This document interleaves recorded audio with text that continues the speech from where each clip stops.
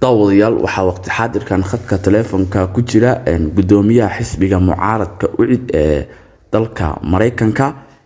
mudane Cabdiraxmaan Cumar ugu hore mudane kusoo dhawow telefishinka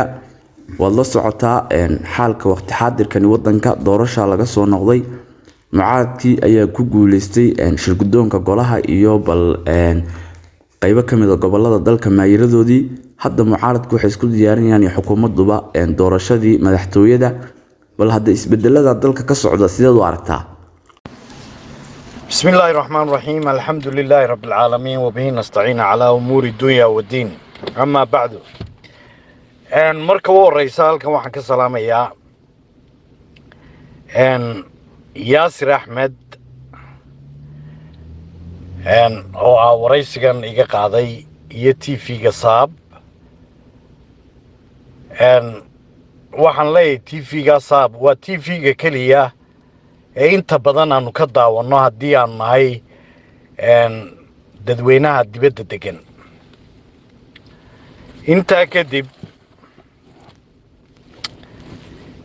marxaladan uu maanta dalku marayo waa marxalad aad u wanaagsan marka hore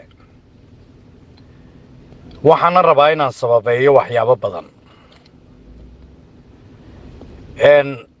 madaxweynaha jamhuuriyadda Soomaaliland Muuse Biixi Cabdi wuxuu qabtay doorasho aan hore loo qaban oo isku sidkanayd waxa ka soo baxay dad tayo leh oo qiimo badan leh waxa ku guuleystay labadii xisbi mucaarid baa aqlabiyadii doorashooyinka isku sidkana ee uu qabtay ku soo baxay runtiina aad baan ugu hambaleynayaa labada xisbi sida isku bahaysteen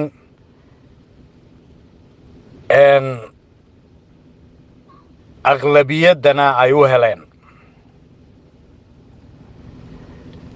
madaxweynuhuna waa ku amaanan yahay